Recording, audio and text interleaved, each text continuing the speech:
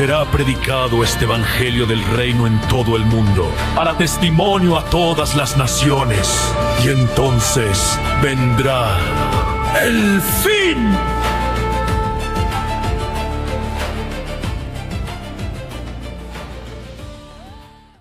Amén, hermano, que Dios les bendiga. Le damos gracias al Señor por esta nueva enseñanza del día de hoy domingo. Saludamos a todos los hermanos de los diferentes países que se comienzan a conectar, que les comienza a llegar el link. Se les pide por favor que los compartan. Iniciamos esta enseñanza con el tema la vida de los nuevos cristianos. Amén, Aníbal. Estuve pensando para este año nuevo que comienza 2026, aparte de la guerra que tenemos, ¿qué hacemos nosotros en la iglesia? Porque mientras ellos se matan allá afuera, nosotros tenemos que ver qué hacemos con la iglesia. Y estuve pensando seriamente en volver a las primeras bases doctrinales, las primeras doctrinas que formaron el carácter de los primeros cristianos en el primer siglo. Los primeros 30 años de la iglesia cristiana. Jesús muere por el 33 en el mes de abril. El Espíritu Santo desciende en el mes de junio del 33 aproximadamente, y nace la iglesia neotestamentaria. Hay un periodo de mucha manifestación de poder que comprende 30 años extraordinarios, pero se extiende a 70 años lo que son los escritos de los primeros maestros, de los primeros apóstoles, del doctor Lucas, del discípulo Marcos. Se extiende, y el último libro que cierra el canon es la composición de todos los libros de la Biblia, es el libro de Apocalipsis. Aún en el libro de Apocalipsis se está hablando de doctrina, de enseñanza, de pureza, de santidad, de mantener la obediencia a Dios. Quiere decir que los escritores se despiden escribiendo y llamando a la iglesia a una vida cristiana. Pero sin embargo, con el pasar del tiempo han venido oleajes de falsa enseñanza y doctrina que han golpeado la iglesia internamente, trayendo sobre la iglesia una forma de vida que Dios nunca estableció. Esa forma de vida que nosotros vemos hoy se conoce como herejía, como apostasía, y quienes la predican se conocen como apóstatas. Me voy a abstener hoy de mencionar nombres porque se crea un ambiente de negatividad que yo no quiero para no obstaculizar el desarrollo de la palabra de Dios. Pero que quede bien claro, señor Aníbal, que hace 2000 años atrás la iglesia no predicaba así. La iglesia decía: Himeneo y Fileto me han causado males, no los reciban. Alejandro, el que trabaja con los cascos de los caballos en las ascuas haciendo herradura, se ha revelado, tampoco lo reciban. Decían los nombres. Por ejemplo, en el caso de David, nunca se escribe hubo un rey. No digo el nombre por ética. No, David se llamó conforme al corazón de Dios y Dios le dio duro para que aprenda a no hacer las cosas como él quería. Hubo un rey que no importa el nombre, visitó una divina en Endor. No, se llamó Saúl y fue el primer rey de Israel. La Biblia no esconde nada. Esta generación no está preparada para escuchar un mensaje del tiempo pasado o un mensaje de un verdadero profeta. No se ha preparado doctrinalmente para eso, porque como le llama el mismo mundo, vivimos en una generación de vidrio, donde se quiebra con una facilidad por cualquier cosa que le digan. Cuando el impío, el mundano, iba a una cantina, le gritaban, peleaban, lo echaban y allí volvían. Cristo los convierte, los libera de todo eso, los manda a la iglesia. Ay, me pica aquí, ay, me duele allá, ay, me duele allá. Por eso la iglesia está frenada, porque no hemos desarrollado el carácter de enfrentar, de recibir, de aceptar y de cambiar automáticamente. Y eso ha originado una iglesia sin vigilia, sin ayuno, de una iglesia donde usted dice paseo a la playa, no se queda nadie. Usted dice vigilia, ese día hay excusa para acá y para allá. Yo no me meto en eso, pero lo que te quiero dar a entender es que la vida de la iglesia cambió. La pregunta es, ¿cuál es el meollo del problema? ¿En dónde cambió la iglesia? La iglesia no cambió por los miembros, eso es falso, eso no es cierto. La iglesia cambió por el púlpito, que perdió el norte. Cuando se pierde el norte, la brújula, que es la doctrina, entonces sucede lo que dice en 2 versos del libro de Jueces. Cuando no hay palabra de Dios, cada uno hace lo que quiere. no porque el pueblo quiere ser mundano, sino que al no haber conocimiento y reglas, entonces la gente actúa. Pablo da a entender, hablando de eso, Dios pasa los tiempos en nuestra ignorancia y nos llama a un arrepentimiento. Lo que hice, dice Pablo, lo hice por ignorancia, mas Dios tuvo compasión de mí. O sea, un día la ignorancia tiene que ser derrotada. La Biblia enseña que dice Jesús en la cruz del Calvario: Padre, perdónalo porque no saben lo que hacen. Si no saben lo que están haciendo es porque son ignorantes. Y si pide perdón por esa acción es porque la ignorancia es pecado, según la misma Biblia, según la misma palabra de Dios. Ahora usted verá el compromiso que uno como pastor tiene con la congregación. Uno no puede adaptarse a los aplausos, a las buenas caras o a que la gente lo abrace a uno porque uno dijo lo que ellos querían oír. Simple y llanamente, usted tiene que decir, dice la Biblia, vino palabra de Jehová a mí diciendo, significa no se altera el mensaje. Yo no puedo opinar, les contaré lo que Dios me dijo, dice el profeta. Hoy no, hoy nosotros, bueno, yo no me meto en eso, aunque yo diga nosotros, yo no estoy en eso. Yo no miro por un huequito en la puerta para ver si vino Pancho o Juancho para cambiar el mensaje. Eso no se puede hacer. Una vez establecido el mensaje va porque va. Por eso que cuando yo salgo por la puerta, yo no sé quién llegó, quién no llegó. El mensaje no se puede cambiar. Entonces, para ir al grano, les dije que vamos a hablar de la juventud que tenemos nosotros. ¿Por qué, muchachos? Porque ustedes son el futuro de la congregación. Mira lo que dice Juan el Bautista. Es necesario que yo mengüe y él crezca. Yo tengo que menguar un día. Y de hecho, ya estoy menguando. Ya la salud no es igual. Ya las cosas no son igual. En lo que no he menguado es el deseo de darle palo, pero no demás. Físicamente uno va menguando poco a poco. ¿Entiende? Entonces, cuando esas cosas suceden, muchos pastores no lo quieren aceptar. Hay que ir preparando al pueblo porque somos generaciones de reemplazo. Yo cumplo un tiempo, luego vendrá otro si Cristo no ha venido. Llegó Moche, le quedó Josué, quedó Toniel y fueron quedando. ¿Entiende? Se fue Jesús, quedaron 12, de los 12 quedaron sus hijos, de los hijos quedaron sus hijos que le llaman padres de la iglesia, que yo en ese título no lo creo. Entonces, pero sin embargo, Dios trabaja por generaciones. Yo tengo que cumplir mi papel en la generación en que yo existo. Pastor, ahí podemos ver la parte de la palabra cuando nos dice a nosotros que estas cosas se las enseñaremos a nuestros hijos y nuestros hijos a nuestros hijos. O sea, que esa misma línea de doctrina y de esa misma enseñanza de rigidez tendría que seguir a la enseñanza de los futuros jóvenes y de los jóvenes hacia los niños. Bien, Deuteronomio capítulo 6:6. Y estas palabras que yo te enseño hoy estarán en tu corazón y las repetirás a tus hijos, literalmente, espiritualmente, los líderes que usted está diciendo. Son dos aplicaciones correctas, no hay contradicción. Y a los hijos de tus hijos. ¿Cuál era el propósito de Dios? Que la enseñanza no fuera cambiada, que perdurara. Pero cuando se pierde la enseñanza del púlpito, cualquiera que predique es bueno, cualquiera que salta es bueno, cualquiera que grita es bueno, porque se perdió la enseñanza. Ahora bien, ¿cómo empezamos? Empecemos así. Hace 2000 años nació la iglesia neotestamentaria, conocida como la iglesia novotestamentaria o primitiva, que es lo mismo. Nace para mediados de junio, en la fiesta de Shavuot, Pentecostés, que significa 50. Es una fiesta que se origina con el monte Sinaí, cuando Moche sube al monte y recibe las 2 tablas con los 10 mandamientos escritos por detrás y por delante. A ese acto se le llamó Shavuot y nace la fiesta de Pentecostés.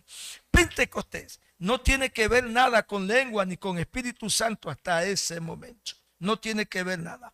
Aproximadamente 1400 años después, 120 almas estarían en el aposento alto en plena oración, hombres y mujeres, y como les dije anteriormente, y María, la madre de Jesús, y hasta allí llega María. Hechos 1, después Hechos 2, Hechos 1. Después de eso ya no aparece más María.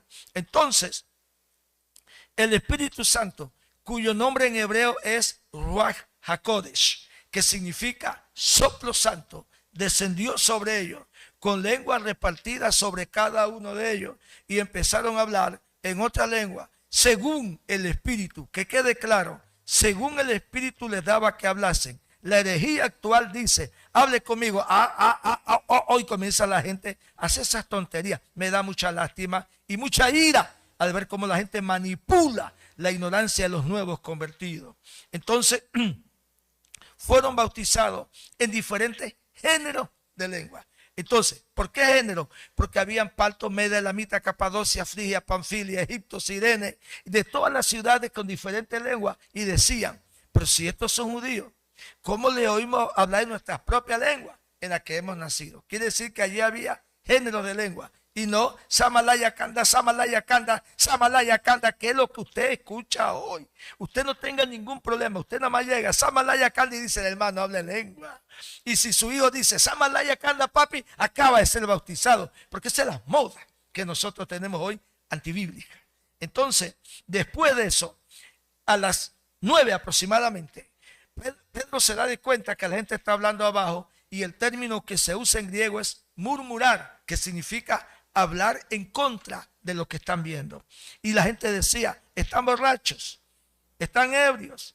Entonces Pedro se dio de cuenta que el mover del Espíritu Santo, el diablo lo estaba atacando, y Pedro decidió confrontarlo inmediatamente. Porque si hay algo que caracteriza a la iglesia cristiana, que debe caracterizarla, es la apologética, que significa defensa de la sana doctrina, que actúa en el corazón de gente que aman la palabra, tienen celo por la palabra y están dispuestos a defender la palabra del Señor. Y Pedro les dijo a todos ellos, shh. Él fue el primero que hizo shh. Entonces la gente miró a Pedro y Pedro dijo, varones hermanos, oídme.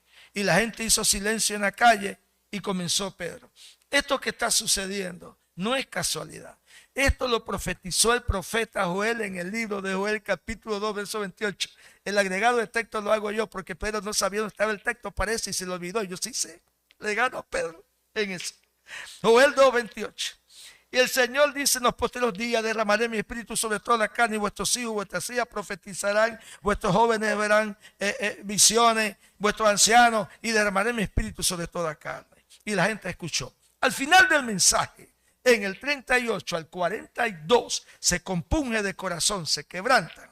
Y cuando Pedro dice, ¿quiénes aceptan a Yahshua como Señor y Salvador? La gente levanta la mano, llorando, y 3,000 se convierten. No tomaré la palabra convertir. Convertir significa cambiar de pensamiento y cambiar de actitud. Si yo pienso como antes y actúo como antes, yo no soy un convertido. Pero usted tiene 10 años de ir a la iglesia. Claro, van a la iglesia, diezman, ofrendan, hacen de todo, pero no cambiaron de actitud en su vida privada, personal, en su relación con Dios. No están convertidos. Ellos son admiradores de la iglesia. La iglesia tiene admiradores dentro de ella. Bien, se convierte en 3,000 personas. Inmediatamente el texto dice así: que aquel día perseveraban el 42 en la doctrina de los apóstoles. Si usted me pregunta cuál es la palabra clave en todo el relato del Nuevo Testamento, la palabra clave en cuanto a la iglesia, número 1 es Cristo y la segunda es doctrina. ¿Doctrina qué significa? Significa enseñanza, aprendizaje, conocimiento que produce sabiduría, que produce consejo, autoridad, poder.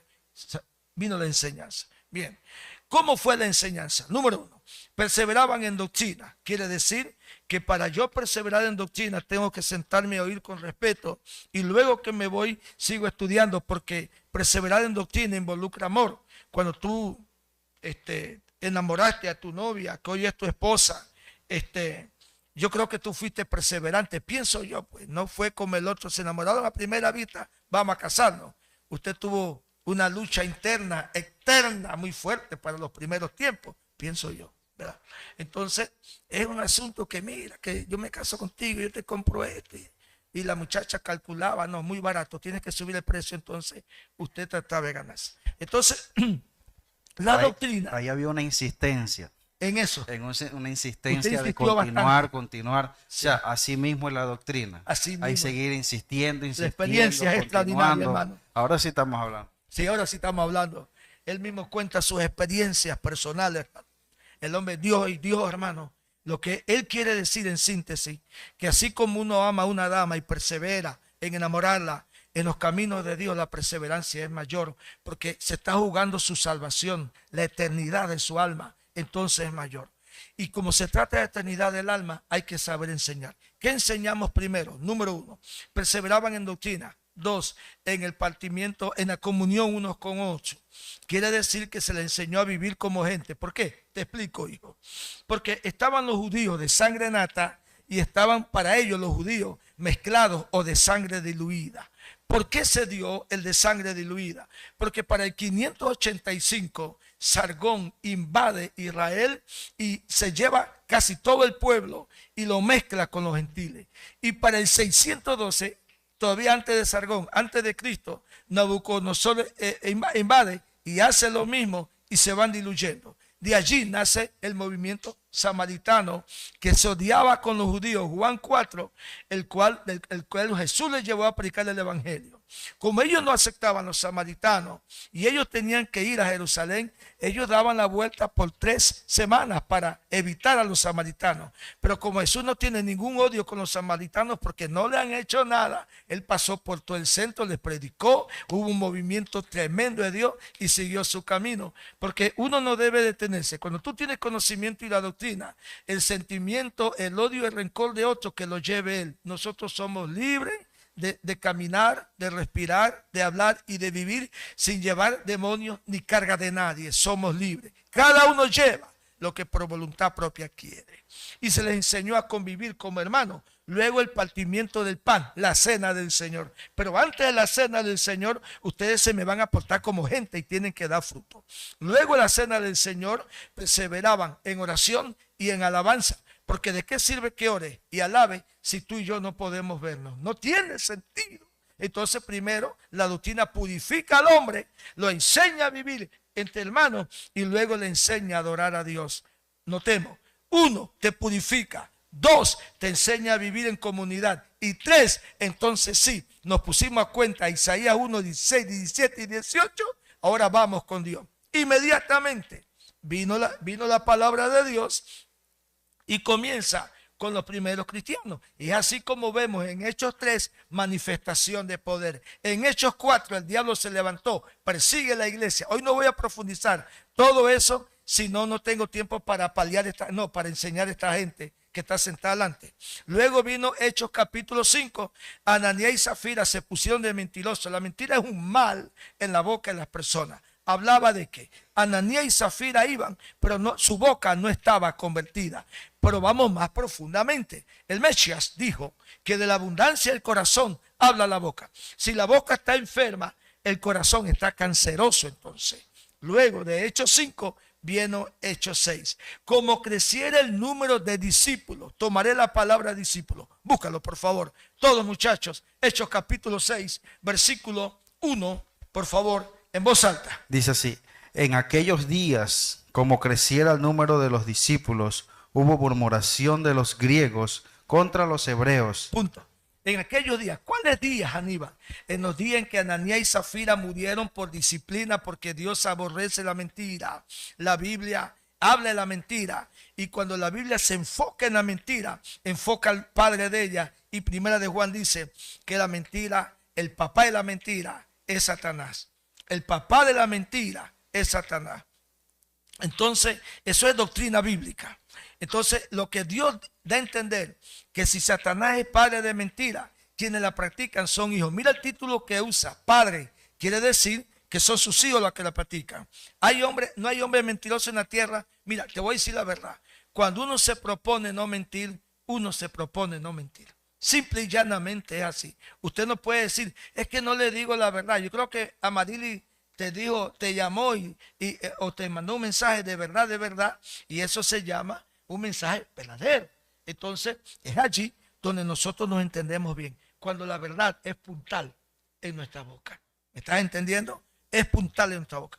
Yo le digo a veces, bueno, vamos a comprar tal cosa. Me dicen, no se puede. Yo prefiero una verdad antes que me estén complaciendo porque me hacen daño. La verdad, nosotros como equipo tenemos que trabajar con verdad. Ustedes no pueden trabajar para deleitarme a mí y quedar bien conmigo. Entonces ustedes no sirven para un rayo. Tenemos que sentarnos y convencer con la verdad. Esto funciona, esto no, y listo. No se discute. Entonces, La Biblia presenta a Satanás como padre de la mentira. Estos tipos fueron purificados a punta de enseñanza.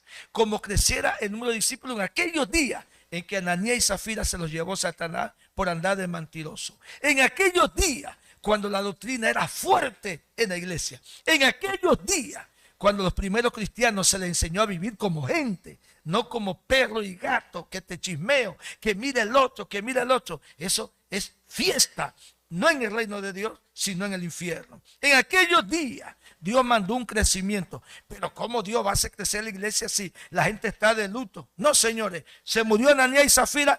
La vida continúa, seguimos con la doctrina bíblica porque no podemos impedir que las almas sean alimentadas por la misa de requiem del alma, y quien en vida se llamó Ananías y Zafira. Fueron ellos que inventaron eso, Ananías y Zafira, para ellos. Entonces, viene la doctrina.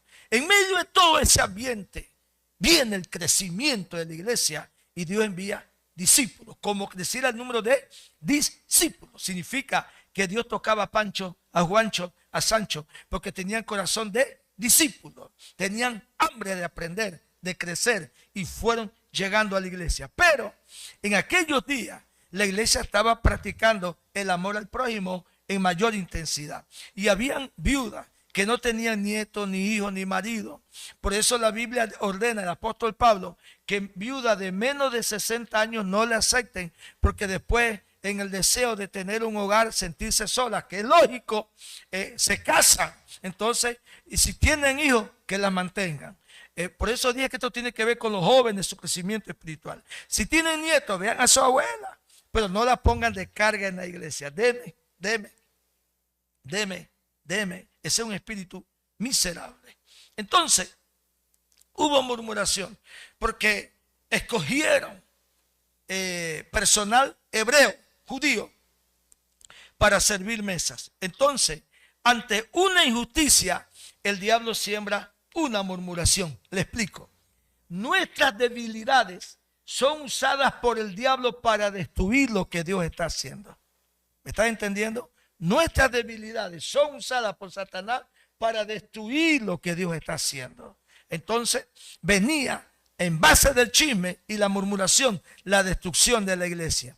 Y los discípulos se espantaron y dijeron, vamos a la autoridad a ver qué hacemos, porque si esto sigue una semana así, esto se despedaza. Entonces le notifican a los apóstoles. Lea, por favor. Sigue leyendo. De que las viudas de aquellos eran desatendidas en la distribución diaria. Quiere decir que todos los días se les daba de comer. Pero las viudas griegas, las gentiles, las nuestras, estaban siendo desatendidas. O sea, sin broma, a las viudas hebreas les daban buena porción y a las viudas gentiles menos porción. Pero no era la diferencia así, no era así. Porque al haber murmuración, entonces la diferencia era grande. ¿Qué sucedió? Siga. Entonces los 12 convocaron a la multitud de los discípulos. Los apóstoles, se fue Judas, porque él se suicidó, quedó Matías. Entonces ellos convocaron a los discípulos. ¿Qué significa? Una reunión en grupo, participación. Óigame, el pastor es la autoridad de la iglesia. El pastor es el hombre que Dios puso, pero no es dueño de la iglesia. Por eso un pastor sin equipo no funciona. Un pastor que actúa unilateralmente no es bíblico. Un pastor que dice, aquí mando yo, el que habla así, hasta en su casa es gobernado. Eso no es cierto. Hay algo que se llama educación y relaciones humanas. Ustedes no son empleados de la iglesia. Ustedes son hijos de Dios y como tales deben de ser tratados. Con el mismo respeto que se merece el pastor, también el pueblo se merece un respeto. ¿Qué dieron los apóstoles? Bueno, reúnan a los discípulos, a los que están creciendo. A una reunión de emergencia, que el pueblo decida. Vamos a hablar con ellos. Siga. Dice, no es justo que nosotros dejemos la palabra de Dios para servir a la mesa. Correcto. ¿Por qué? Porque en la iglesia primitiva la palabra de Dios era prioridad. Hoy no. En Costa Rica, los hermanos, bueno, me están escuchando, ¿qué puedo yo hacer, verdad? Hay iglesias en Costa Rica, hermano, tiene 15 minutos para predicar. Después de que la gente canta 2, 3 horas, canta que cante. Hermano, lo hemos invitado, pero aquí, hermano, la ofrenda es buena, pero el mensaje. Yo tuve como 2 experiencias como esa. yo le dije a esas personas, yo traje mi pasaje ida y vuelta. Si usted me va a mandar a predicar 15 minutos, yo no le voy a predicar, yo no vine a perder mi tiempo. Era un hombre como de 70 y pico de años, ya partió, y me miró así. Y le dije, y me dijo, es que yo soy el pastor. No importa que usted sea el pastor, yo no vine a perder mi tiempo, yo vine a traer Biblia aquí. Se dio cuenta ya, se dio de mala gana y accedió. Es que inclusive, pastor, hay lugares, algunos templos que ya la palabra no se predica. Si se predica solamente sería como una vez a la semana. De ahí todo lo demás es adoración y alabanza. Sí, hermano, mira, la Biblia dice, Mateo 28, 16, Marcos 16, 14, Hechos 1, 8. Vayan por todo el mundo y prediquen. No dice vayan por todo el mundo a cantar. Prediquen. La prioridad en el cristianismo es la predicación de la cruz de Cristo. Es la prioridad. No dice vayan por todo el mundo cantando y profeticen y cáiganse al suelo y denle la vuelta a la manzana por el suelo. No, vayan a predicar. Lo demás lo podemos convertir en un show y en un espectáculo ficticio. La orden es predicar. Por eso, la prioridad aquí debe ser siempre la predicación por encima de todo. Y al último suspiro mío que yo dé, si Cristo no ha venido, la prioridad en esta congregación será la Biblia siempre. Y yo, aunque ustedes no lo vean, yo le digo a Dios, Señor, si tú me llevas, deja un hombre con pantalones predicando y no un peluche que haga lo que los demás le mandan a hacer. Y los peluches se conocen porque un peluche no tiene carácter. Yo he visto pastores que la mujer le dice tal cosa y de una vez yo opino tal cosa. Los he visto. He visto maridos que la mujer le dice así y de una vez yo tengo algo que decir, los están gobernando. Esas cosas no sirven para pastores. El pastor tiene autoridad, no tiene que abusar, pero tiene que marcar el norte que Dios estableció, ni siquiera el norte que Él quiere, tiene que ser el norte que Dios estableció. Y quien no tiene autoridad no funciona en el púlpito, porque la iglesia necesita ser guiada, no el predicador, es ella y el predicador con la palabra. Eso sucede, Aníbal, porque se perdió el amor hacia la palabra de Dios. Ahora mira esto. Se repartió bien la comida, la gente quedó contenta, igual para las hebreas, igual para las griegas. ¿Y qué demuestra eso? Que en la congregación nadie es especial y nadie es más que nadie. Tienen sangre judía, ellos tienen sangre diluida y ellos son griegos, pero son iguales para Dios todos, porque Cristo murió no primeramente por cualquiera, murió por todo el mundo, derramó su sangre. Así que aquí las cosas las vamos a hacer cristianamente. ¿Qué sucedió, papá? Siga leyendo. Dice, buscad pues, hermanos. Deténgase. ¿Qué dijeron los apóstoles? Ustedes lo buscan, nosotros no. Ustedes lo buscan. ¿Por qué? Porque ustedes conviven como gente y usted sabe, usted es vecino de Juancho y de Sancho y usted sabe si Juancho tiene buen testimonio o no lo tiene. Así que como ustedes se conocen, ustedes lo buscan. Porque nuestra misión es la palabra de Dios y no andar cocinando y sirviendo mesa y esas cosas. Porque el ministerio no puede cambiar la posición que Dios le estableció. Nuestra posición es la predicación y para que haya predicación tiene que haber estudio y para que haya estudio tiene que haber consagración y para que haya consagración tiene que haber horas con Dios y para haber horas con Dios tiene que haber carácter para decidir que hay cosas que esperen, pero Dios está en primer lugar y se cumple el texto bíblico, sea Yahvé Elohim tu Dios, el gran amor de tu vida. Siga. Dice, buscad pues hermanos de entre vosotros. ¿Qué vas a buscar? Hermanos. ¿Qué es un hermano? El que hace la voluntad de mi Padre que está en los cielos. No, hay gente que busca a aquel porque somos amigos, aquella porque es mi tía. ¿Cómo hemos cambiado? Hemos cambiado horriblemente. A la hora de trabajar en el liderazgo, deben buscarse hermanos, gente que piensa como dice la Biblia y como piensa Dios. Buscar pues hermanos entre ustedes. Entre vosotros. Escúcheme, entre ustedes, no gente que no piensan como ustedes ni actúen como ustedes. Entre significa que piensen como ustedes, que actúen, que amen la obra como ustedes. Siga. Entre vosotros a 7 varones de buen testimonio. 1 de buen testimonio. Despedacemos eso en griego. Significa que nadie tenga nada que hablar de ellos. Buscamos 7 varones y buscamos a Juancho, pero Juancho es un mal hablado. La gente va a decir de una vez, no, ustedes mismos busquen gente que tengan un testimonio agradable a los demás. ¿Por qué? Te explico, hermano. Cuando tú tienes buen testimonio, la gente te sigue. Cuando tienes buen testimonio, la gente te oye. Cuando tienes buen testimonio, la gente cree lo que tú estás diciendo. Porque tu vida moral habla más que un título. Entonces la gente te sigue. Vamos bien, seguimos. Llenos del Espíritu Santo. Si usted en esta generación dice, ¿cuántos están llenos del Espíritu Santo? Te van a llevar a una congregación donde la mitad de las sillas están quebradas. Hay una señora que pega unos saltos que da tristeza, pero bueno, las mujeres, hay mujeres que saltan muy alto, hermano, eso yo lo acepto. En los videos que hemos visto de internet, no estoy hablando mal de la hermana, pero pega unos saltos que ni olímpicos, hermano, ni olímpicos, hermano. Entonces, luego vienen, después que las hermanitas en el templo pegan los saltos, vienen atrás los varones dando vueltas, como si estuvieran trabajando en un circo, y no hablo en broma, estoy hablando muy en serio, y quiebran la silla, quiebran el altar, y los músicos se encienden en ese fuego, y agarran el bajo y lo estrellan contra el piso bajo una unción demoníaca. Te digo lo que veo en internet, demoníaca. Quiere decir que allí gobierna Satanás. Pero el religioso de hoy lo ve, qué unción. Mira cómo ese hermano quebró el púlpito, como él no lo compró. Qué unción, hermano, qué unción. Usted está hablando contra la unción. Estos tipos van a la iglesia de paseo solamente. Entonces, lleno del Espíritu Santo. Pastor, ¿qué es lleno del Espíritu Santo? En el griego, por los frutos los conoceréis. ¿Cuáles son los frutos? Gozo, paz, paciencia, benignidad, templanza, mansedumbre, longanimidad, fe y amor. Esos son los frutos. Sin esos frutos nadie está lleno del Espíritu Santo. Nadie. Entonces, el hablar en lengua no es estar lleno. Estar lleno es por los frutos. Y los frutos dan a conocer una persona. Tercero. No, y ahí la palabra es clara, varón, porque ella dice, por sus frutos los conoceréis. Lo dijo el Mesías. Sí mismo, o sea, que si usted sabe que el árbol es de mango, tanto por la hoja como por la fruta y el sabor. Son tres cosas que tienes ahí. Ahí sí quiero que te detengas. Si algún hermano tiene un árbol de mango que le dio marañón, me avisa para allá sacarme una selfie con ustedes.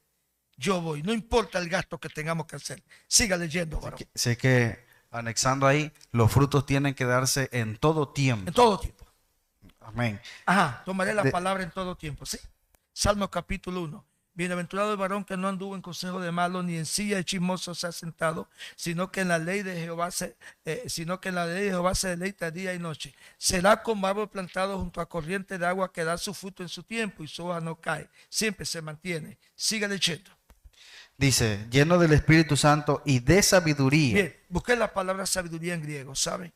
Porque sí me interesó grandemente ese don de sabiduría. La palabra es semeía en griego y significa sabiduría de Dios para actuar, para hablar, para entender, sabiduría divina. Quiere decir entonces que esos líderes que estaban pidiendo tenían que tener relación con Dios, porque tú no puedes tener sabiduría de Dios, discernimiento de Dios, entendimiento de Dios, si no tienes relación con Dios. Entonces se está escogiendo gente que tiene realmente relación con Dios. Significa que aparte que ustedes estén en el altar, que ustedes canten, muchachos, aparte de que toquen el órgano, aparte de que estén cantando, hermano, pónganse de pie, me voy con él. Aparte de todas esas cosas lindas que se cantan, tienen que tener relación con Dios.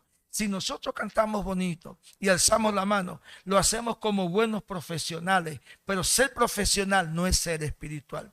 Lo profesional casi siempre arranca aplauso, lo espiritual arranca poder. Explíqueme, pastor, te explico.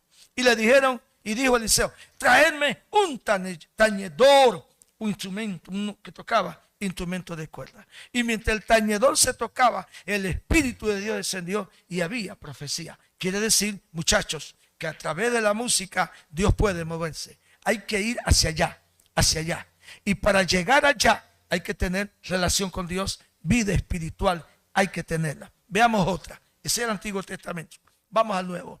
Pablo y Silas, dijo un pastor predicando con su esposa. Se ve que leyó bien la Biblia. Silas era un discípulo, no era esposa de Pablo. Pero bueno, esa es otra cosa.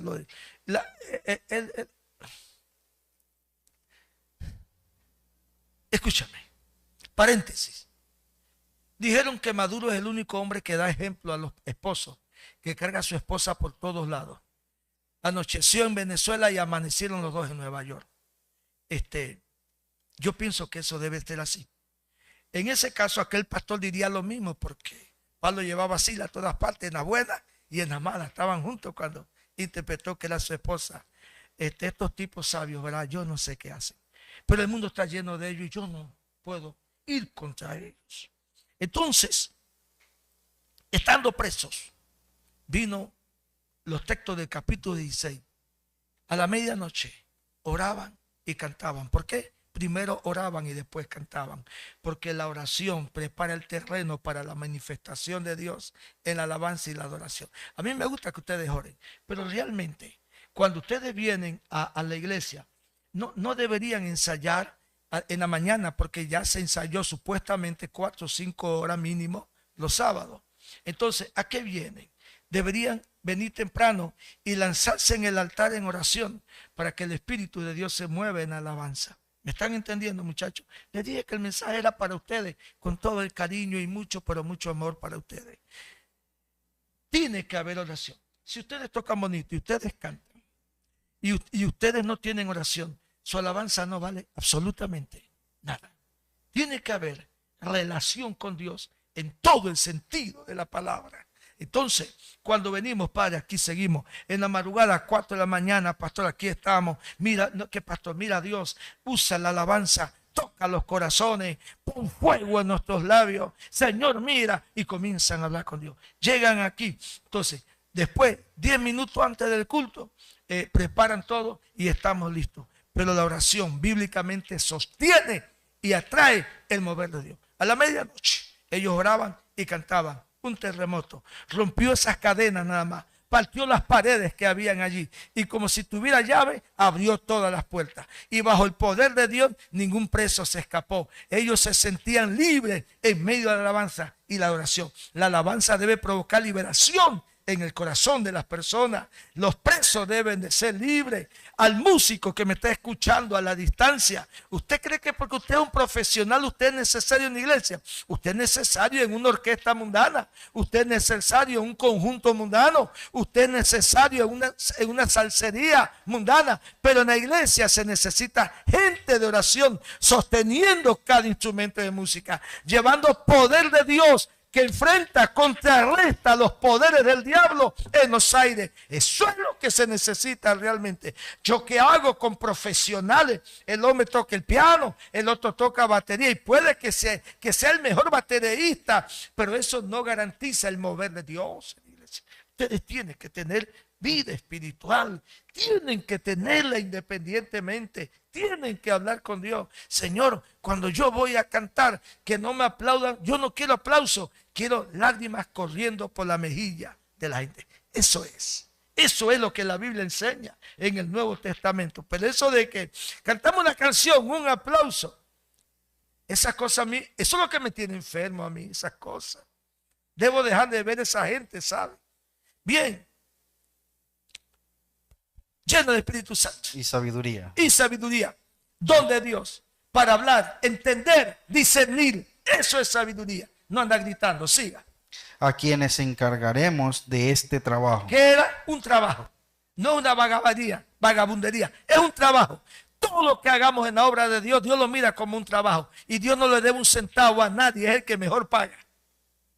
Es el que mejor paga. Todo lo que usted haga, que esto, que aquello, lo que dé, lo que aporte, todo no es una vagabundería, es obra de Dios, que Dios recompensa a cada uno según su obra, dice la palabra de Dios. Entonces trabajamos directamente con el Señor. ¿Hay textos subrayados allí? No, en la otra página. Bien, déjelo allí. En el libro de Hechos, en el capítulo 6, todos conmigo, por favor.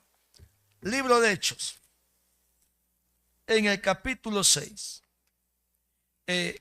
Allí se escogió entre los 7 hermanos, voy así rapidito, Esteban, Felipe, Nicanor, Prócoro. Si alguno quiere cambiar de nombre está Prócoro.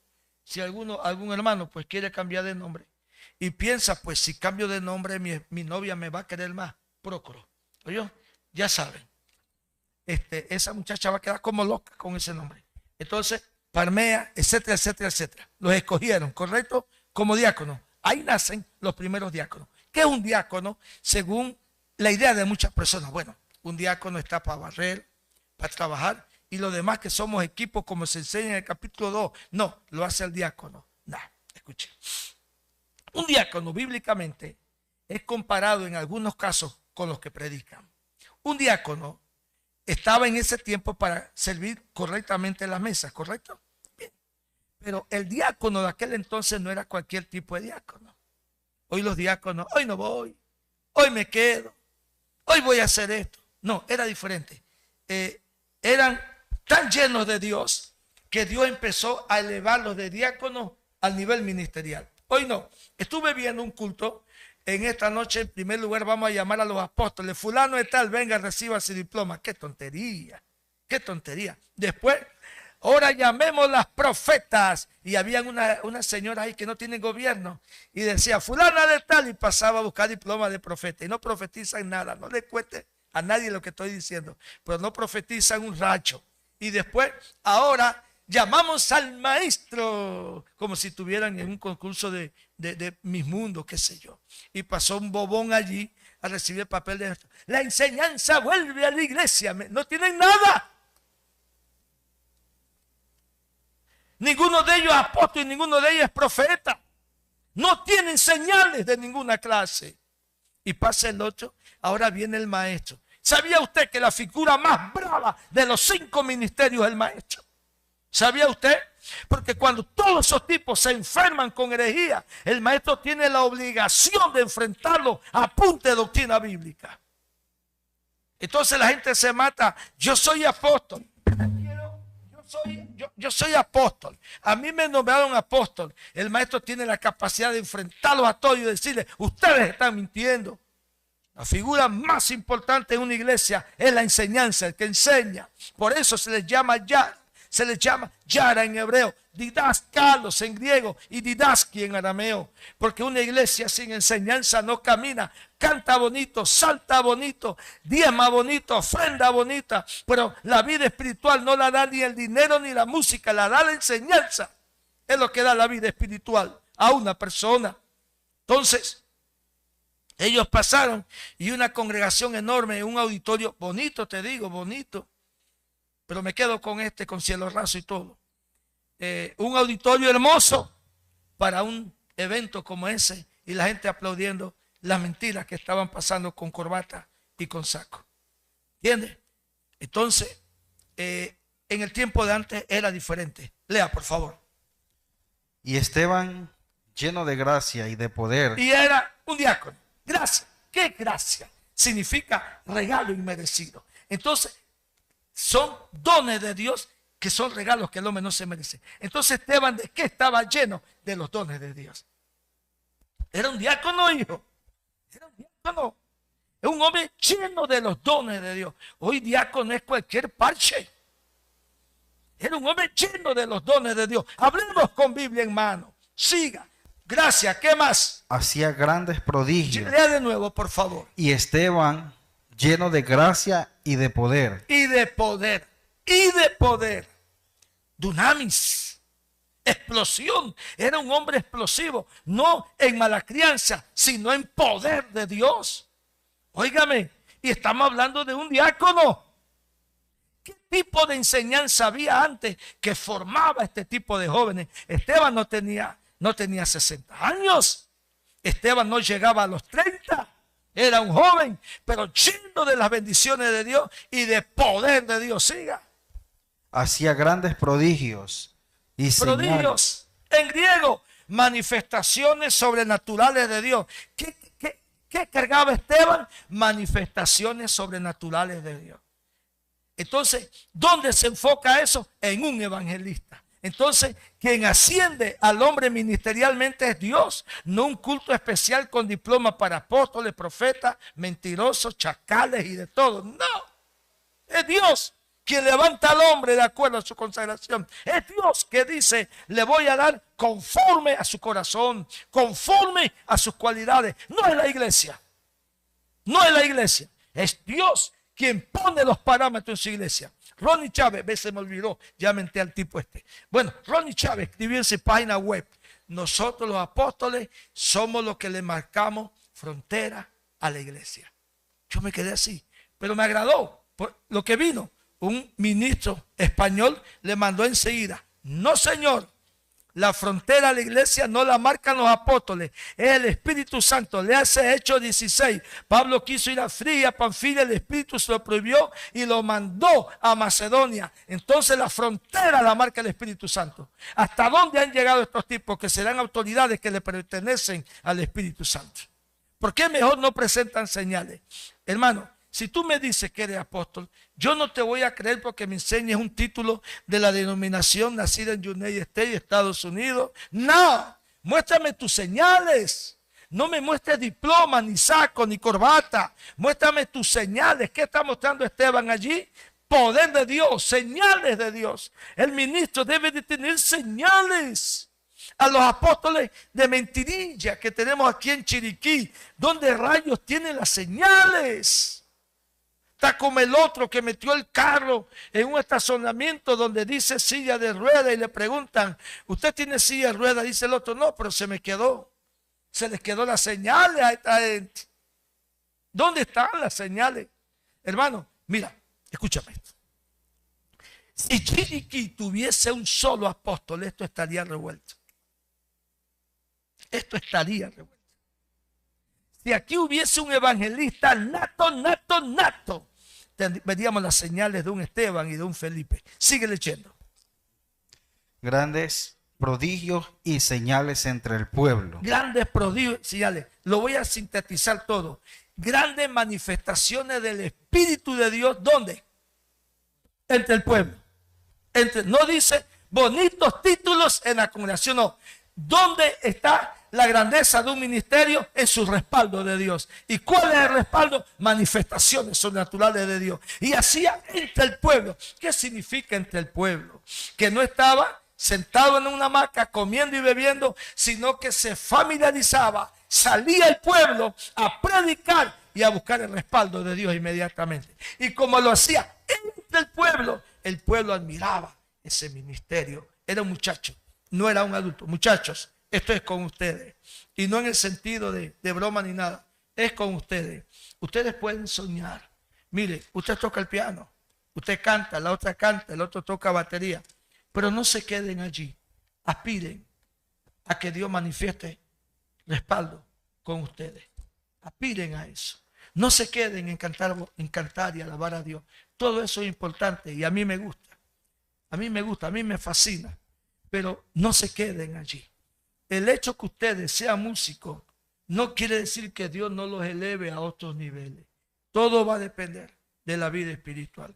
La maestra de escuela dominical, no se queden pensando, yo soy maestra de escuela dominical. Aspiren que ya empezaron a enseñar. Esa enseñanza Dios se la va a desarrollar con poder a ustedes. Aspiren a eso, no se queden. Por favor, generación que me escucha, no te quedes donde están. Hay más en el camino todavía. Siga leyendo, veamos qué dice de Esteban.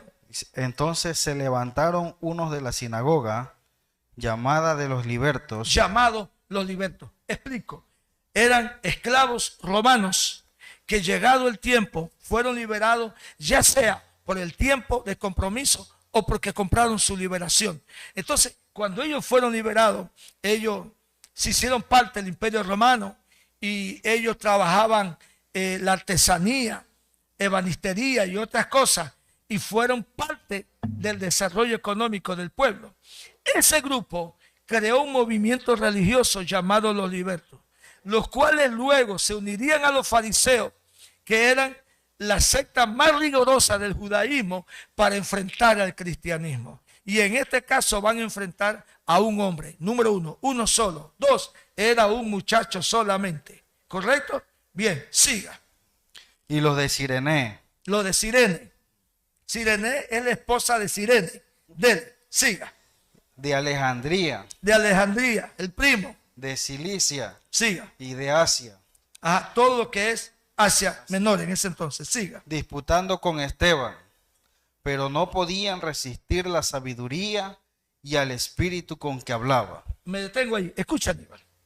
Discutían con Esteban, los libertos, los de Cirene, de todas partes. Pero no podían resistir la sabiduría de ¿quién? Esteban.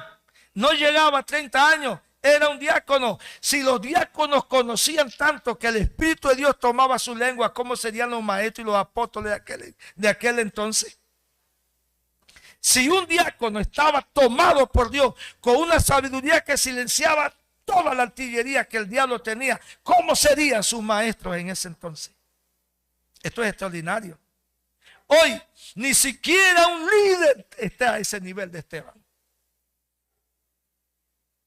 Entonces quiere decir que la doctrina de los primeros años fue extraordinaria, fue fuerte, fue profunda, fue determinante, y quienes la daban con convicción en el alma.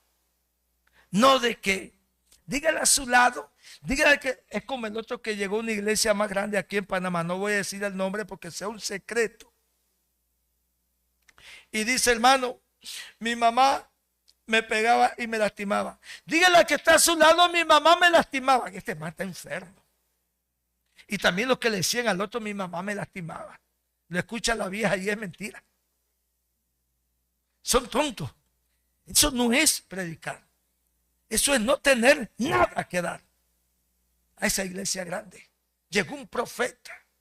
Dice el Señor que aquí hay 10 personas que van a dar $1000. Mano, gracias a Dios que yo sé contar. Pasó el primero, el segundo. Pasaron 16. Y dice el tipo, bueno, Dios quiso enviar más. Mentira. Si eran 10, eran 10. No tenemos gente como antes. No tenemos gente. La gente de antes, ni la mejor artillería que el diablo tenía podía enfrentarlos a ellos. Pero sigue relatando. Estamos viajando 2000 años atrás, hablando de un joven llamado Esteban allá a la Siga. Entonces sobornaron a unos para que dijesen que le había oído hablar palabras blasfemas. Ajá. ¿Cómo quisieron enfrentar la sabiduría con engaño, con mentira y con soborno? Cuando el diablo no puede, tiene que mentir. Quiere decir entonces que hay un fuerte mover de Dios. Siga, hijo. Blasfemas contra Moisés y contra Dios. Y soliviantaron al pueblo, a los ancianos y a los escribas. Arremetiendo, le arrebataron y le trajeron al concilio. Termino aquí con eso y entramos 10 minutos con Felipe y lo desarrollamos el domingo que viene. Esteban, lleno del Espíritu Santo y de poder, hacía señales, prodigios y maravillas y con mucha sabiduría. Se levantaron los libertos para contradecirlo. Como no pudieron, llamaron a los compañeros que se odiaban, pero se hicieron amigos en ese momento, a escribas y fariseos, la crema innata de la religiosidad judía, y enfrentaron todos a Esteban y no podían resistirle. Y Esteban entonces lanza un discurso que comienza desde los tiempos de Abraham y termina con Salomón, y les dijo al final, duros de corazón, duros de servir, y los enfrentó sin ningún miedo. Un solo muchacho con una convicción que era superior a la cantidad de enemigos que tenía. Eso es lo que necesitamos hoy, jóvenes con convicción. Es lo que necesitamos hoy. Miren, cuando yo le diga a los jóvenes que les abría el púlpito para predicar, yo lo hice como un gesto de cariño, de amor, que me permitía a mí ver hasta dónde ustedes podían amar el púlpito. Porque amar el púlpito no es, déjeme predicar. Yo tengo gente aquí de tiempo conmigo y no han subido el púlpito no porque tengan nada contra ellos. Hay señales que dicen, está listo. Pero no logré lo que quise. Yo pensaba que los jóvenes iban a decir, ahora me consagro más, llego más temprano, me pongo a orar, pero no vi lo que yo quise. Entonces le dije a la joven Marily, paremos esto inmediatamente y póngame a los niños, que los niños estoy viendo algo en uno que está por allí, que aunque habla mucho le estoy viendo madera, y le estoy viendo a un par de niñas madera, y yo no quiero que me los pierda de vista, porque ellos van camino hacia el púlpito. Uno tiene que ofertar. Pero de los jóvenes que pusimos a predicar, de los jóvenes que pusimos, solamente uno siguió el camino de yo limpio, yo hago esto, yo estoy aquí, que tiene que ver con la música. 2 que tiene que ver con la música, una muchacha de escuela dominical, algunos. Pero de los más adultos, tristemente, no sucedió lo que quería y yo tuve que pararlo, porque el ministerio es algo que se lleva en la sangre. Señor Aníbal, toda la semana yo estoy pensando en esto, estudiando griego, estudiando hebreo. Toda la semana yo estoy en oración, dame la palabra, dame el mensaje. Pero aparte de eso, señor Aníbal, yo estoy pendiente con ustedes, aunque sea para dormirme un rato mientras ustedes trabajan, por estar con ustedes. Ustedes se fueron casi a las 11 y yo mandé mi gente a la casa, pero yo me quedé con ustedes, porque un capitán no abandona su tripulación. Aunque el capitán esté durmiendo, la tripulación tiene que seguir pegando cielo raso. Pero yo no vi bien apartarme y dejarlos aquí solos. Me preocupé por ustedes en todo el sentido de la palabra, porque uno tiene que mostrar amor hacia lo que es la obra, el pueblo de Dios que trabaja con amor a la obra de Dios. Y eso es lo que yo quiero ver en el liderazgo que va surgiendo. Yo no quiero líderes que cuando me toca predicar, eso a mí me molesta, porque esto no es algo mundano, es algo muy serio. Y eso debe nacer primero en ti para luego transmitirlo. Entonces, yo creo en ese Señor que está ahí. Cuando tú tienes convicción y llevas en la sangre el evangelio, no importa si se levanta fulano, sultano y mengano, tú lo vas a enfrentar. Usted sabe en este momento, y los que están cerca de mí, que en esta provincia hay una guerra frontal hacia nuestro ministerio en este momento. Porque nosotros no creemos en dame, quita, pacta, siembra, yo soy apóstol, yo soy profeta. Todo ese movimiento con esa gente, usted la agarra y la muele y no saca ni siquiera un almojábano que valga la pena, porque no sirven. Entonces, tiene que haber una guerra contra nosotros. Yo no tengo ningún púlpito abierto en esta provincia. A mí nadie me dice, lo invito a predicar. No, me invitarán a no llegar, pero a predicar no me invitan. Ahora bien, ¿eso me tiene con la cabeza agachada, triste y llorando? No, en ninguna manera. Más bien, me siento bien de ser separado por predicar la verdad. Y la seguiré predicando siempre. Si tú estás limpio y tú pides $10 prestados, tú los tienes que pagar. Te lo prestaron para sacarte de una necesidad, no para que te lo robes. Si tú estás y eres cristiano como debe de ser, como la Biblia dice, tú no puedes maltratar a tu mujer y tus hijos. Tú no puedes andar por la calle hablando suciedad. Tú no tienes que andar pensando como mendigo. Me regala esa cosita que está dañada, voy a ver cómo le empacho. Nuestra vida cambia. Tiene que ser transformada. No podemos andar de mentira en mentira. Tiene que haber un cambio en nuestra vida. Y yo pelearé por eso, Aníbal. No es que yo tenga nada contra ningún autoproclamado fulano de tal. No, no. Si usted quiere nombrarse, por ejemplo, Maduro II, eso es problema suyo. Yo en eso no me meto. En lo que yo ataco es la mentira que enferma a la iglesia. Es lo que yo ataco libremente. Entonces, la razón por la cual estamos apartados es por eso. Yo llego a la librería y hay predicadores y todo el mundo se pone a conversar con otros y es como si yo hubiera entrado siendo el hombre invisible, hermano. Nadie le dice, pastor, ¿cómo está? No, nadie. A mí me preguntó uno hace 4 días, varón, usted no me habla a mí. Si yo le hice daño, perdóneme, delante de alguna persona, haciéndose justificar como buen cristiano. Y perdóneme. Si lo he ofendido, si he dicho algo contra usted, que sí dijo bastante, usted me perdona y nos ponemos de acuerdo, deme la mano. Y yo le dije, mira, yo no tengo nada contra ti ni te odio. Lo que yo tengo contra ti es que tú no puedes poner a Cristo en una foto al lado de 2 homosexuales. Tú no puedes poner a Cristo en una cruz besándose con un homosexual. Tú estás enfermo. ¿Qué te pasa? Yo contigo no puedo conversar. Eso no puedo aceptarlo. Y estamos hablando de un apóstol, profeta y con 666 títulos más. Estamos hablando. Y eso a mí me enferma. Yo no soy perfecto, Aníbal. Pero no hay comunión entre la luz y la tiniebla. Te lo explico mejor, hijo. Mira, yo nunca pensé que en el cristianismo pudiese yo ver con mis ojos apóstoles y profetas que atacaran al cielo de esa manera. El que ataca al Hijo, ataca al Padre. Nunca vi un homosexual hacerlo. Nunca vi un ateo hacerlo. Nunca vi un pagano hacerlo. Nunca he visto un brujo hacerlo. Pero en esta generación he visto a alguien que se hace llamar profeta, pastor y apóstol presentando a Cristo como homosexual. Yo analicé eso y lo analicé de esta manera. Cuando una persona tiene un problema grave, el problema llega a dominar a esa persona de tal manera que ya perdió la vergüenza. Está bien. Eso psicológicamente es real, analíticamente es real y teológicamente es real. Pero de saltar a un pecado que ya no puede aguantar y meter al cielo, hay que tener varios demonios adentro. Y esto es sumamente grave. Por eso se lo digo a los predicadores de mi país. Yo contra ustedes no tengo nada, ustedes no me deben nada, yo no le debo nada a ustedes, ustedes no me han dicho feo. Bueno, yo sí les he dicho a ustedes, yo no tengo ningún problema con ustedes. Pero cuando llegamos a esos niveles, yo me aparto inmediatamente. No porque sea mejor que ustedes, no, no por eso, sino porque hay que tener muchos demonios adentro para presentar a Cristo como un homosexual. Quiero que lo sepa. Y los líderes que apoyan eso y todo pastor que se ríe de eso está en el mismo nivel. Por eso hay una gran enemistad entre el pleno ministerial prácticamente contra nosotros. Me llaman el que no respeta al presidente, el que no respeta a los pastores, no respeta a los apóstoles, no respeta a los profetas. Ese tipo no respeta a nadie. Seguro que es verdad. A veces ni yo mismo me respeto. Sigue leyendo.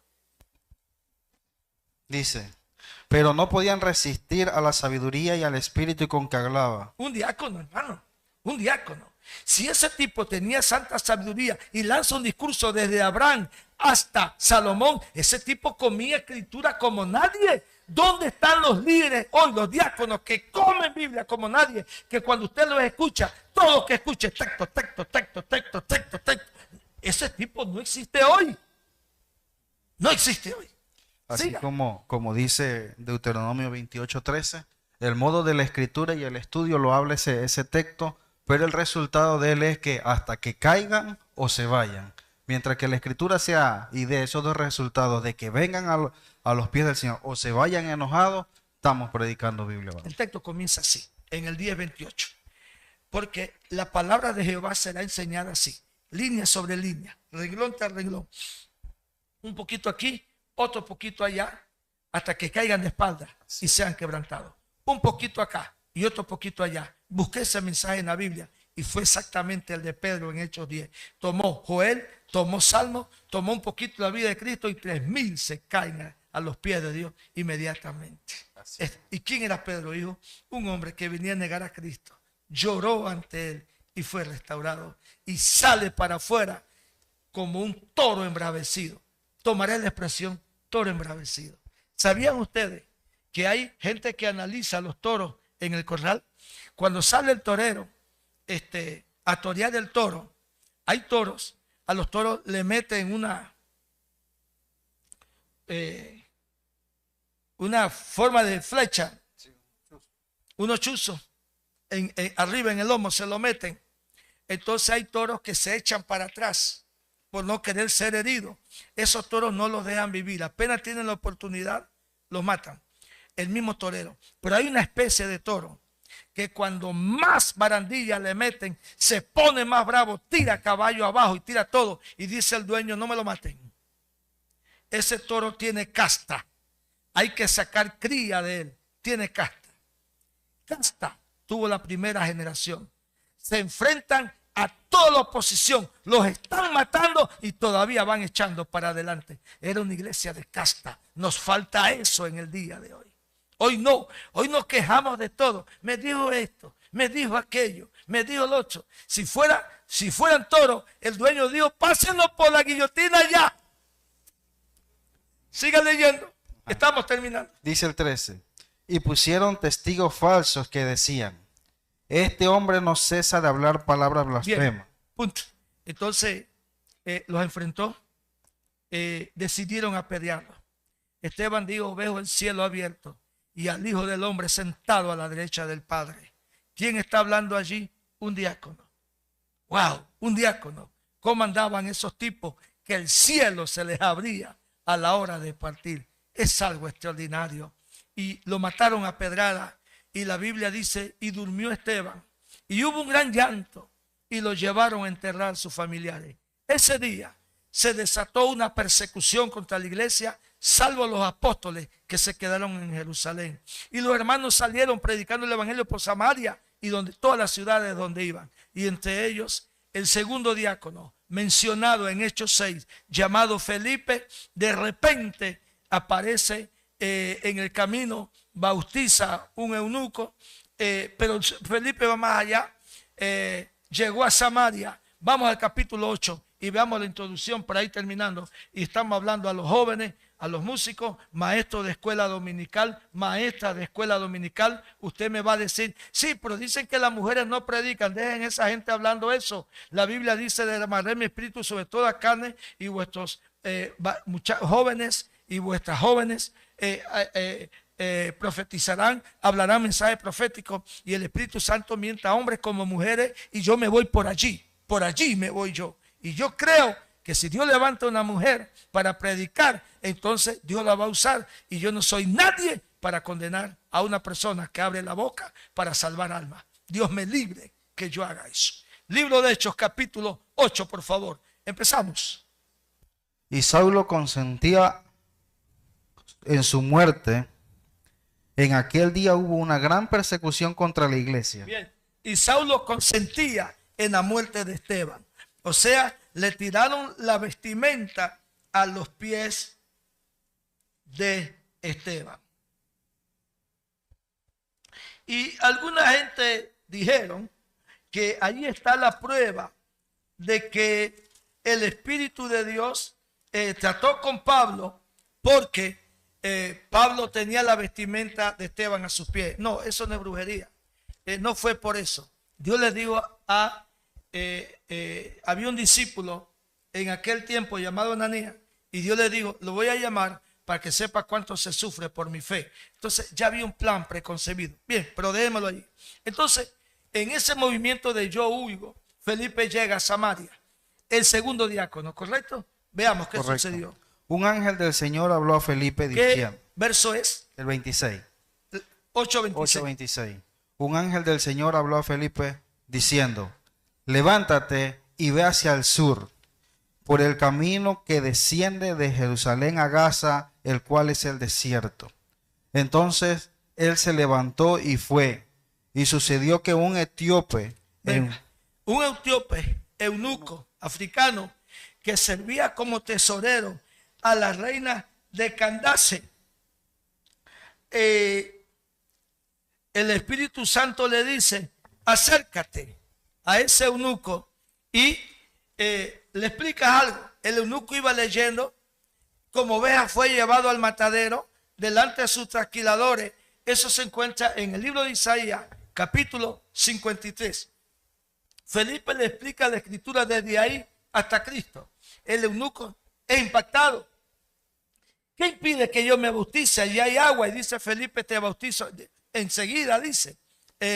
Y fue así como un diácono es usado, ya se le abren las puertas para que empiece a ganar alma y a bautizar. El hombre dio convicción de que Dios le llegó al corazón y quería bautizarse. Entonces el hombre es bautizado. No todo queda allí. Seguimos. Verso. Amén. El 4. No, dijo. 8:4 continuamos con lo que está acá. No. Acá donde le puse Felipe en Samaria. Ok. Sí, el verso 4, 8:4. Pero los que fueron esparcidos iban por todas partes anunciando el evangelio. Discúlpeme, la culpa es mía. Estoy emocionado, ¿sabe?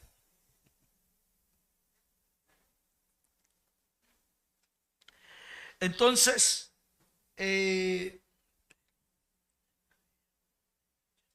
sí, vamos bien, papi, del 8:1 al 4, en adelante. Es que la emoción a veces me confunde, no dejes que me emocione. Sí. Hechos 8:4. Pero los que fueron esparcidos iban por todas partes anunciando el evangelio. ¿Qué significa? Estoy perseguido, estoy llorando, estoy escondido. No, nos persiguieron, pero el evangelio sigue. Seguiremos predicando el evangelio. Qué convicción más grande. Nos persiguen para matarnos, pero no van a parar la predicación del evangelio. No era una generación de cristal, era de acero esa generación. Siga. Entonces Felipe descendió a la ciudad de Samaria, les predicaba a Cristo. ¿A qué descendió? No a quejarse. Me están persiguiendo, ayúdenme. No, voy a predicar a Cristo aunque nos estén persiguiendo. Convicción, seguridad, obediencia, extraordinarios ministerios los que salían en el tiempo pasado. Y empezó siendo un diácono. Siga. Y la gente unánime escuchaba atentamente las cosas que decía Felipe. Entonces había unción en la boca de Felipe, que la gente escuchaba unánime en silencio lo que Felipe predicaba. Siga. Oyendo y viendo las señales que hacía. 1. ¿Qué hacían ellos? Oían.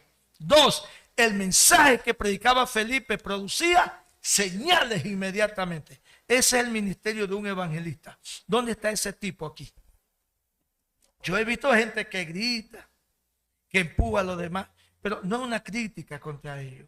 Entonces, habrá gente con llamado Sí, seguro que lo hay, pero se necesita consagración. Siga. Porque de muchos que tenían espíritus inmundos, salían estos dando grandes voces. ¿Qué fue lo primero que atacó Dios a través de Felipe? A los demonios. Bien, Marcos 16.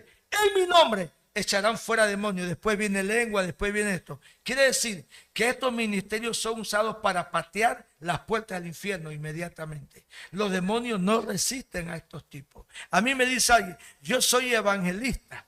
No, está bien, hermano, no te discuto. Pero ¿dónde está esto? ¿Me estás entendiendo? O sea, yo no le discuto a nadie, no. Pero dame señales. Ahí las tenemos. Un diácono haciendo esas señales significa que Dios lo elevó al nivel de un evangelista. Y los primeros que pagaron las consecuencias de ese ministerio fueron los demonios. ¿Por qué? Porque si expulsamos y atacamos al hombre fuerte que está en la ciudad, los milagros vienen. Siga.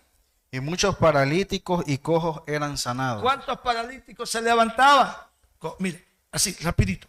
Hay una señora que contorna el brazo, creo que lo hace así. Ella sabe cómo hacerlo. Y después queda como descolgado de aquí y así. Y anda caída así. Esa señora fue a una campaña.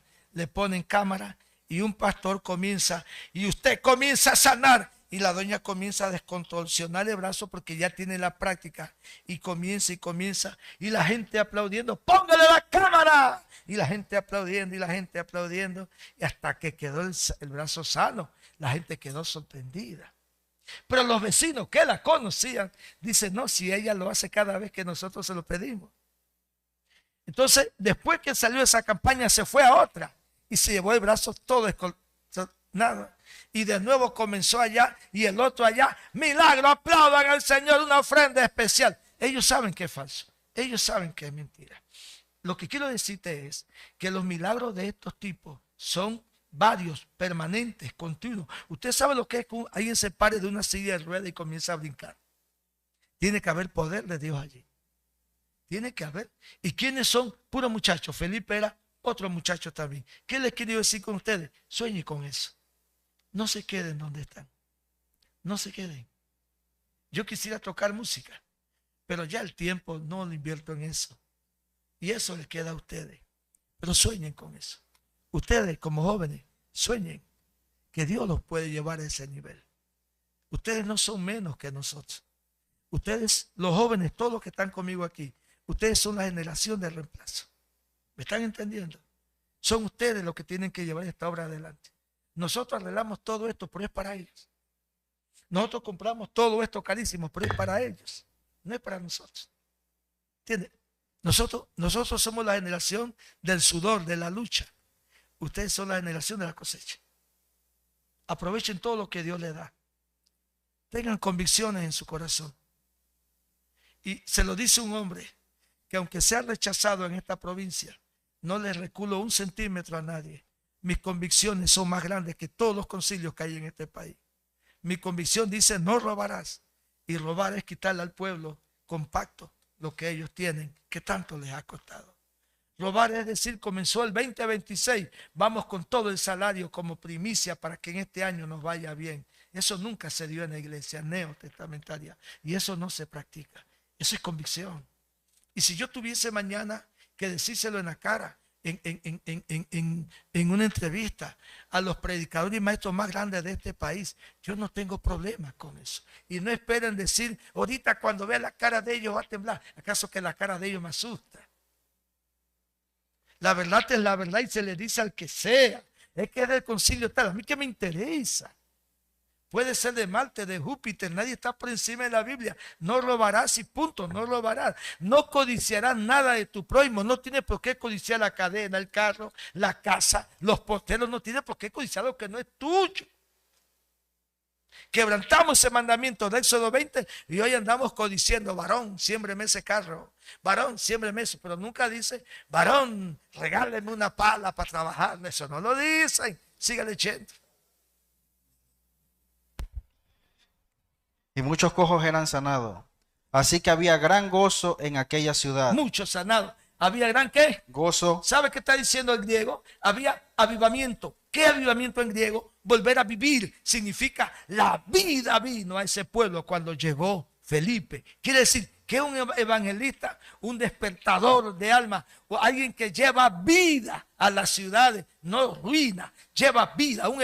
Los ministerios que Dios escogió deben impartir vida espiritual, no deben estar impartiendo desánimo, chisme, vulgaridades, maldiciones. No, un ministerio usted lo reconoce porque inyecta vida donde quiera que vaya. Terminemos por hoy. Dele. Pero había un hombre llamado Simón, que antes ejercía la magia en aquella ciudad. Un tipo llamado Simón, que en el pasado ejercía la magia. ¿Qué es la magia? En pocas palabras, manifestaciones o ciencias ocultas. Siga. Y había engañado a la gente de Samaria haciéndose pasar por algún grande. Entonces todo lo que es magia, todo lo que es oscurantismo es mentira. Siga. A este oían atentamente todos, desde el más pequeño hasta el más grande. O sea, Samaria estaba dominada por la brujería. Vamos paso a paso. Samaria estaba bajo el control de brujería. Llegó el ministerio evangelístico de Felipe y destruyó el mover de brujería que había. ¿Te estás dando de cuenta? Entonces estos ministerios, cuando llegan a una campaña, desbaratan las obras del diablo porque están tomados por el poder de Dios. Pero no, el evangelista, ¿por qué? Por los gritos, por los saltos. ¿No ve que uno toma mamadera a estas alturas? Siga. Diciendo, este es el gran poder de Dios. Y la gente le creía. Toda manifestación que hacía Simón es de Dios. Mentira, era del infierno. Siga. Y le estaban atentos, porque con sus artes mágicas les había engañado mucho tiempo. Todo lo que es magia, todo lo que es suerte, todo lo que es movimiento de brujería es mentira y es un engaño, ¿correcto? Siga.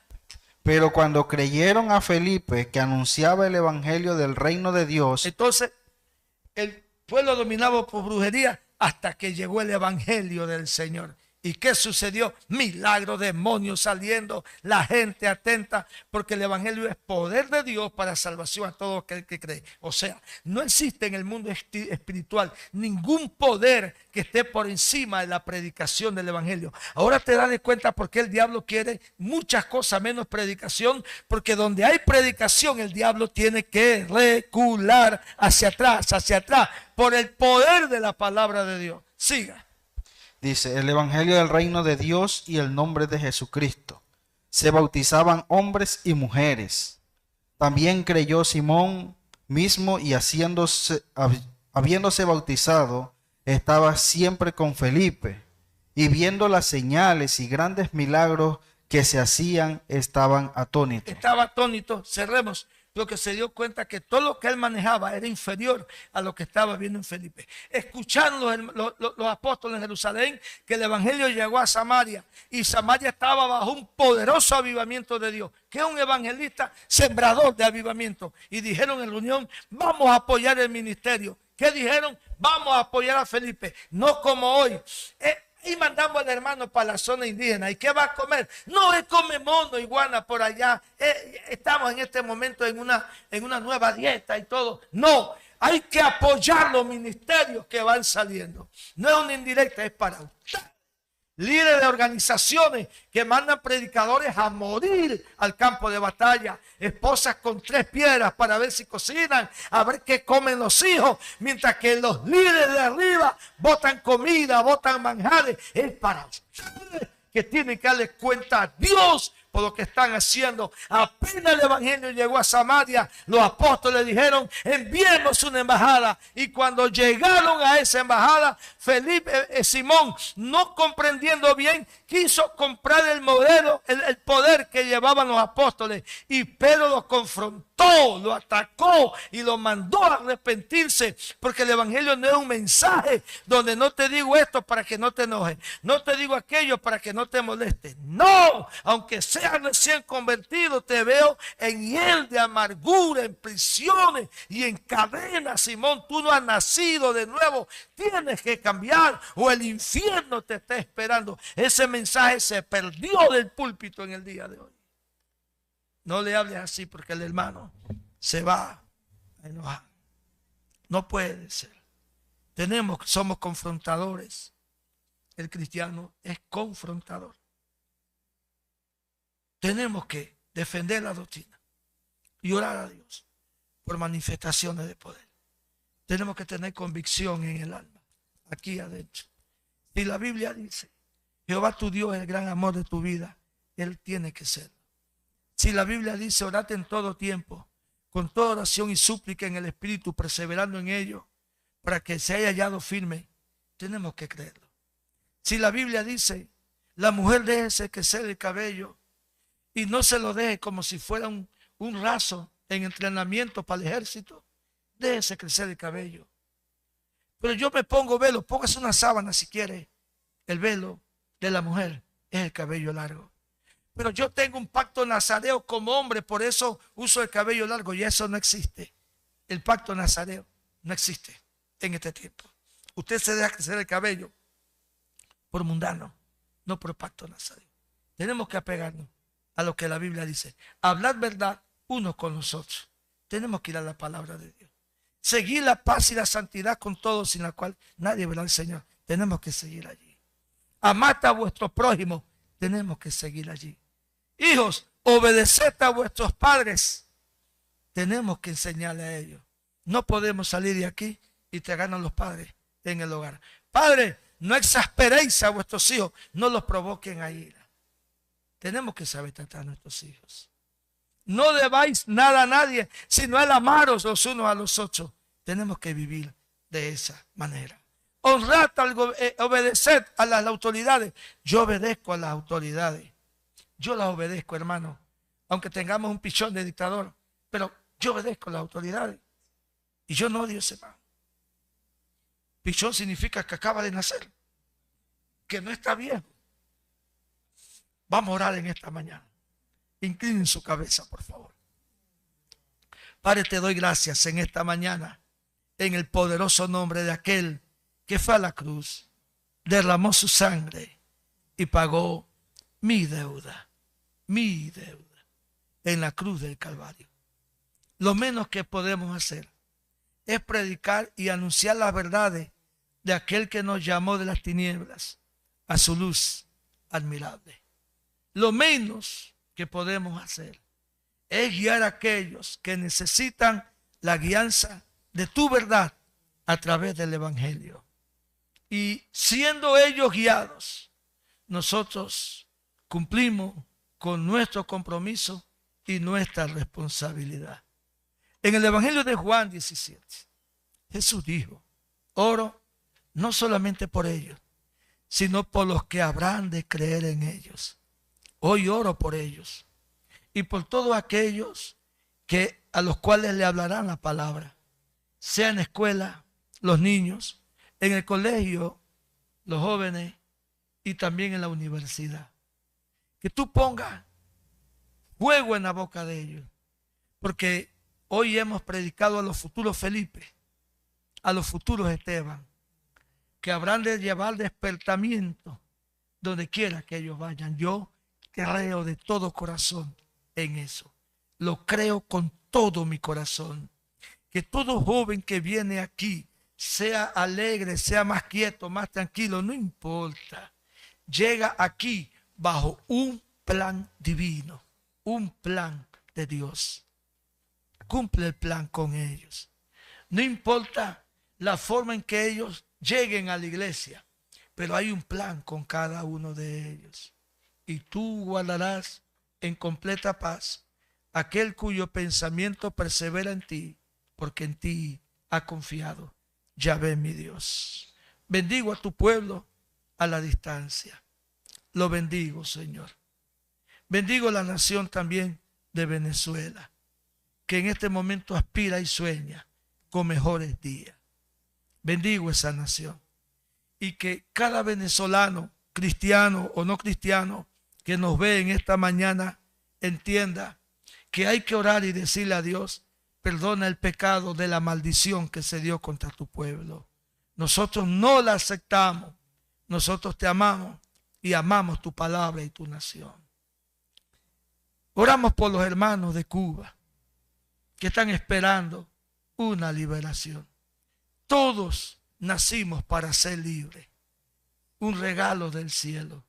No para estar bajo la bota de demonios, porque todo aquel que tortura y maltrata a su pueblo bajo demonios se encuentra. Trae liberación. Oramos por Nicaragua también, en el nombre de Jesús. Que los hermanos nicaragüenses alcancen esa libertad que tanto se anhela, Padre amado, en el nombre de Jesús. Y aunque Trump tenga 1000 defectos, está bajo un plan de arriba. Bendice, Dios, los pensamientos que Trump tenga que vienen de ti y hazlos prosperar para bien de este mundo, Dios. Pues esos pensamientos están deteniendo el terrorismo y la destrucción de naciones. Padre, a ti sea la gloria, Señor. Finalmente te pido por la iglesia, fortalécenos, ayúdanos, susténtanos, ayúdanos a sustentar nuestra fe y amarte más cada día. Por esa generación nueva que hay aquí, que tu Espíritu Santo sea sobre ellos con mucho poder. Que la gracia del Omnipotente empiece a manifestarse en ellos. Porque ellos son parte del cuerpo que es la iglesia. Y ellos son los futuros líderes de este pueblo en el día de mañana. Gracias por todos ellos, porque son una bendición. Gracias te doy. Amén y